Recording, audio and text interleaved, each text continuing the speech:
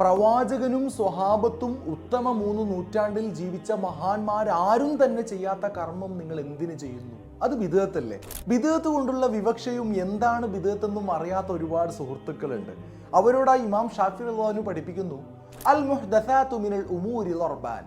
പുതുതായി ഉണ്ടായ കാര്യങ്ങളെ രണ്ടായി വിഭജിക്കാം. ഒന്ന്, പ്രമാണങ്ങളായ ഖുർആന്, സുന്നത്ത്, അഥർ, ഇജ്മാ എന്നിവക്ക് വിരുദ്ധമായി ദീനിൽ പുതുതായി കൊണ്ടുവരുന്നതാണ്. ഫഹാദിഹിൽ ബിദ്അത്തുൽ വലാല, ഇത് പിഴച്ച ബിദ്അത്താണ്. എന്നാൽ മേൽ പറഞ്ഞ പ്രമാണങ്ങൾക്ക് വിരുദ്ധമാകാത്ത നിലയിൽ പുതുതായി ചെയ്യുന്ന നല്ല കാര്യങ്ങൾ വഹാദിഹി മുഹ്ദസത്തുൻ ഗൈറു മദ്മൂമ, ഇവ ആക്ഷേപാർഹമല്ലാത്ത നല്ല ബിദ്അത്തുകളാണെന്ന് ഇമാം ഷാഫി റളിയല്ലാഹു പഠിപ്പിക്കുന്നു. അപ്പോൾ നബിദിനം തള്ളേണ്ട ബിദ്അത്താണെന്ന് ആരെങ്കിലും പറയുന്നുണ്ടെങ്കിൽ നബിദിനം എങ്ങനെയാണ് ഈ പറഞ്ഞ പ്രമാണങ്ങൾക്ക് എതിരാവുന്നതെന്ന് പറയേണ്ടതുണ്ട്.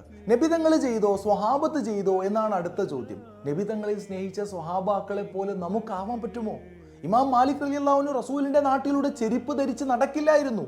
അവിടെ ചെന്നിട്ട് ആരേലും മാലിക് തങ്ങളോട് ഇത് സ്വഹാബത്ത് ചെയ്തിട്ടുണ്ടോ, പിന്നെ എന്തിനു നിങ്ങൾ ചെയ്യണം എന്ന് പറയുന്നതിനേക്കാൾ വലിയ വിഡ്ഢിത്തമുണ്ടോ? ഉഹുദ് യുദ്ധത്തിൽ റസൂലിന്റെ പല്ല് പൊട്ടിയപ്പോൾ സ്വന്തം പല്ല് പൊട്ടിച്ചവരുണ്ട്. അവരോട് റസൂലിന്റെ കൽപ്പനയാണോ അത്? അല്ല, അവർ നബിയോടുള്ള മുഹബ്ബത്ത് കൊണ്ട് ചെയ്തു പോകുന്നതാണ്.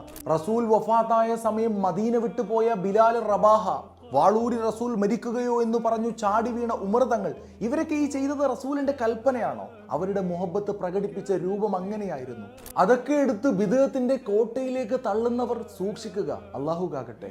അങ്ങനെ റസൂലിനോടുള്ള മുഹബ്ബത്ത് കൊണ്ട് അവിടുത്തെ ജനിച്ച മാസത്തിൽ സന്തോഷം പ്രകടിപ്പിച്ചു എന്നതുകൊണ്ട് ഒരാളെ നിങ്ങൾ ഇസ്ലാമിൽ നിന്ന് പുറത്തേക്ക് തള്ളുന്നുവെങ്കിൽ പിഴച്ചത് അവർക്കല്ല, അങ്ങനെ ചിന്തിക്കുന്നവരുടെ ചിന്തയാണ് പിഴച്ചത്.